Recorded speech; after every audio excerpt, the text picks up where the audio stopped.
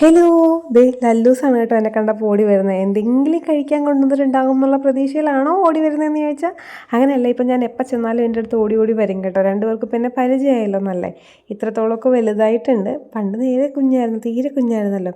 അപ്പം ഞാൻ രാവിലെ ഓൾറെഡി കൊണ്ടുവന്നിട്ട് പാലും അതിനകത്ത് പുട്ടും കൂടി മിക്സ് ചെയ്ത് കൊടുത്തായിരുന്നു. അതുകൊണ്ട് ഭക്ഷണമൊന്നുമില്ല, ചുമ്മാ ഫ്രീ ഹാൻഡായിട്ടാണ് വന്നത്.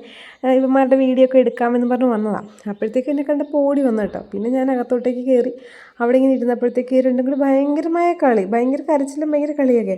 എന്നിട്ട് ഇടയ്ക്ക് എന്നെ നോക്കും, എൻ്റെ അടുത്ത് വരാനിങ്ങനെ നോക്കും എന്നൊക്കെ ഉണ്ട്. ഞാൻ വിചാരിച്ച എൻ്റെ മടിയിലൊക്കെ കയറുമായിരിക്കും. കയറാനുള്ള ഒരു സിറ്റുവേഷനൊക്കെ എത്തിയിട്ടുണ്ട് കേട്ടോ. പക്ഷേ പല്ലുവിന് ഭയങ്കര പേടിയാണ്. അതെന്നാന്നറിയില്ലെന്നേ, ഇപ്പോഴും അവന് ഭയങ്കര പേടിയാണ്. കണ്ടോ, ലല്ലുവാണ് ഫ്രണ്ടാണ് നിൽക്കുന്നത്. ഇടിച്ചിടിച്ച് നിൽക്കുന്നത് ലല്ലുവാണ്. ലല്ലു ഇച്ചിരി കളി കൂടുതലാണ്. എനിക്കൊന്നും ലല്ലുവായിരിക്കും മൂത്ത കുട്ടി എന്ന് തോന്നുന്നു. ആ മഞ്ഞ നിറയില്ലേ, അത് അവനാ ലല്ലു കേട്ടോ. ഞാൻ എപ്പോഴും ഞാൻ പറഞ്ഞു തരില്ലേ ലല്ലു ഏതാ പല്ലു ഏതാന്ന്.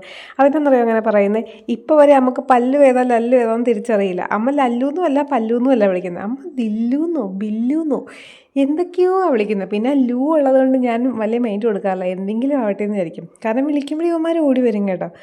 വിളിച്ചില്ല എന്നുണ്ടെങ്കിൽ നമ്മൾ അനക്കം കേൾക്കുമ്പോഴാണെങ്കിലും നോക്കും. പിന്നെ ഇടയ്ക്കിടയ്ക്ക് മേളിൽ കയറി ഇരുന്നിട്ട്, അതായത് ആ നിൽക്കുന്ന സ്ഥലത്ത് നിന്ന് എന്ത് കാർഡ് ബോർഡിലാണെങ്കിലും കയറി ഇരുന്നിട്ട് താഴത്തോട്ട് നോക്കും നമ്മൾ വരുന്നുണ്ടോ ഇല്ലയോ എന്ന്.